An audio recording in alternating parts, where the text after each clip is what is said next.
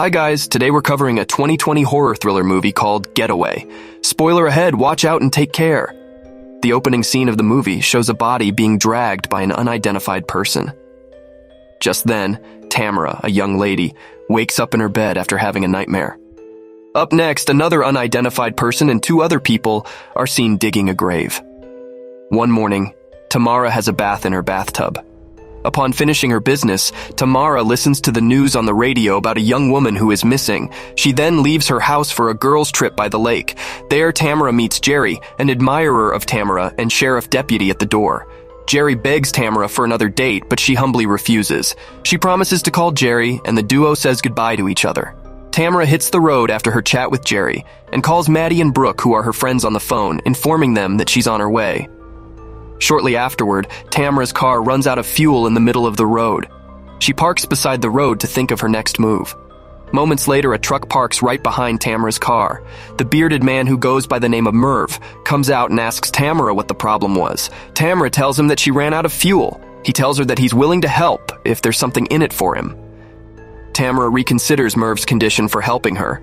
After an awkward silence, he acknowledges that he's only joking and goes over to his truck to get a keg of gas. Tamara fakes a call to her friends, telling them her location.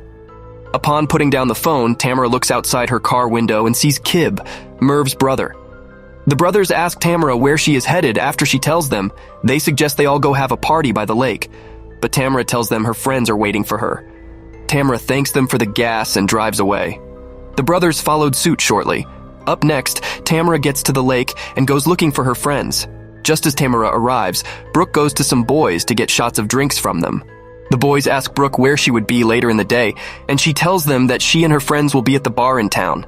The boys promise to show, and she leaves. Meanwhile, a pair of eyes stalk the girls from a distance as they have fun.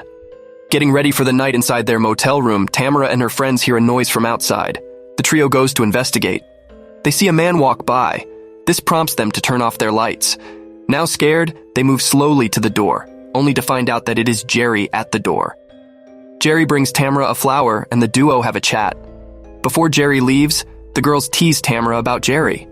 A little while later, the girls get in their car and leave for the bar. Arriving at the bar, they order 3 shots of tequila, but the bartender collects no payment in return. Maddie goes to the restroom while her friends dance to a tune in the bar. Tamara leaves shortly to go check on Maddie in the restroom. Maddie sniffs a puff of substance she got from a lady in the restroom and tells Tamara not to tell Brooke. Tamara and Maddie leave afterward. 2 men walk into the bar as the girls enjoy their night. They walk over to the bartender and order 3 vodkas with lime. The bartender tells them that he is out of lime. The unknown man drops a pill into the drink and tells the bartender to send the drinks to the girls. As he delivers the drink to the girls, they ask the bartender who their benefactor is. He looked at the bar table but couldn't see them again. The girls thank him and continue with their fun. While the girls dance, Tamara feels dizzy. She goes outside the bar and lies on a bench. Just then, 2 men came over. Later on, Tamara wakes up in the back of a truck. She comes down and goes under the truck. She then hears a male voice asking where is she. The men whose faces are now revealed as Merv and Kib with her father come over to the truck, but couldn't find Tamara in the back. They search for Tamara and find her under the truck. She fights them off and escapes running into the bush. She's knocked out just as she stops to check her phone. The next scene shows Tamara tied up in a stable. The father of the brothers tells her that the Lord has a plan for her. She threatens they won't get away with what they are doing to her. But they replied by telling her they always do, and that she's not their first victim. Tamara is told by the trio that their family has an obligation for the Lord, and it must be fulfilled. Tamara tells them that her family has their obligations too. She adds that she is from the pit of hell. Just then she starts to have a seizure. She throws up on Kib. Afterward, Kib discusses what Tamara said inside with his brother and father, but they assured him nothing will happen. Inside the stable, Tamara activates her phone's voice assistant. She tells it to call Jerry. But as soon as Jerry picks up her call, the phone battery shuts off. Merv is outside the house, fantasizing about what to do to Tamara the following day, as the apartment's doors are locked. Merv assumes it's Kid that locked the doors. He tells Kib to stop with the prank. When he is concentrating on the locked doors, a human figure in white walks by him. Just then, Kib opens the doors and tells Merv he didn't lock the doors. Merv tells Kib to go get his truck keys for him. After collecting the keys, Merv goes over to the truck and starts the engine. The female figure in white appears in front of his truck as he starts the engine. Merv goes forward and runs the female figure over. Merv comes out of the truck to investigate but couldn't find anything. He leaves afterward. At the dining table, the trio prays as they are about to eat. Inside his room, their father opens a wooden box and brings out a woman's hair from out of the multiple he keeps inside the box. He plays with himself as he holds the hair. While he plays with himself, the door to his room opens slowly. He stands up furiously and goes to the living room where his sons are watching TV. He assumes they are the ones who came to disturb him and warns them not to repeat such behavior. The father goes back to his room and shouts for the sons to come over immediately. On getting to the room, he shows them the bones of a human scattered on his bed. Kib reminds him of the curse Tamara mentioned. However, he assures him there's no curse and tells Kib to clean his room. Merv and his father go over to meet Tamara, where she is tied, and ask her how she did it. Tamara, confused, asks them what they are talking about. The father slaps her. Just then, there is movement outside the stable. They go out to investigate, but the stable door shuts itself. They come inside to check on Tamara again before leaving for their apartment. Meanwhile, Jerry sits down to eat in his apartment when he listens to Tamara's short voicemail telling him that she has been kidnapped by the three men. He tries Tamara's cell repeatedly, but it goes to voicemail each time. Back in the stable, Kib comes over to Tamara and confesses that Merv and his father made him do some very bad things. He adds that his father tells him that all the girls that have been sent to heaven by them are saved. Tamara asks him if he really believes what he has been told. Tamara tells Kib that she is not a witch. Immediately, Kib sighs and says Tamara is an angel, and she is eligible for their sacrifice. Afterward, as Merv sleeps, the woman in the white robe from earlier crawls over him and pleasures him. Just then, he opens his eyes and the woman screams at him. He stands up and picks up his gun.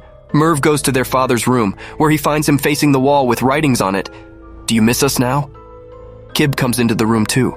Their father acknowledges that Tamara is the devil, and she has sent back all the sacrificed girls to come back and haunt them. The following morning, the trio goes over to the stable and unties Tamara. They prepare her for a ritual. She's put in front of a bowl of water. The father asks her if she accepts God as her savior, but she gives no reply. They dipped her head into the water, and the process is repeated till the third time when the father asks her. She answers yes, the third time. Afterward, they take her back into the stable. On getting to the stable, the trio finds mysterious knots hanging inside the stable. The father tells Kib to burn the knots and prepare the hole. Kib disagrees and says Tamara is not an angel, and she won't go to heaven after the sacrifice. Kib's father forces him, and he obeys afterward. In the next scene, Jerry is seen walking into the bar and asking the bartender some questions about Tamara and the men from the other night. After getting no tangible lead, Jerry leaves. Back in the stable, Tamara unties herself as Kib digs a hole. After untying herself, Tamara looks through the stable doors but couldn't find Key. Just then, Kib appears beside her. The duo argues about angels and demons. Tamara manipulates Kib, and he terminates himself with a pitchfork. He falls into the hole he has dug. Next, Merv comes out of the house and chases after Tamara as she runs into the woods. Moments later, the father wakes up inside the house and calls his sons. He finds Kib's body in the hole. Just then, the father hears weeping from the woods. He goes to investigate, but he gets knocked out when he sees two women in white robes and scary masks who turn out to be Brooke and Maddie. Still running in the woods, Tamara knocks out Merv by hitting him in the head with a stone after the two engage in a struggle. Tamara brings Merv's body to the stable, where Brooke and Maddie were waiting for her with the father's body. Later that night, Jerry is seen driving on the highway to search for Tamara. Later, the girls tie up Merv and his father. The girls wake the duo up and reveal to them that they have been monitoring them for a while. Now the girls toy with them and tell them they are going to play a game called 16 Angels, which stands for the number of girls they have kidnapped. The girls tell the duo that they have 16 seconds to untie themselves and escape. The father unties himself and leaves his son, but he is shot by the girls. Just then, Jerry hears the shot from a distance and he calls for backup. Meanwhile, Merv unties himself and tries to escape, but the girls shoot him too. Jerry arrives at the scene and they leave afterward. Some time passes, Maddie gets a call from Brooke telling Tamara to check her email. Upon opening her mail, she finds a missing persons poster. Tamara smiles at Maddie and says, "Girls trip." The movie comes to an end. Subscribe to watch more videos like this, turn on notifications, and leave a like. It really helps the channel out. Thank you for watching.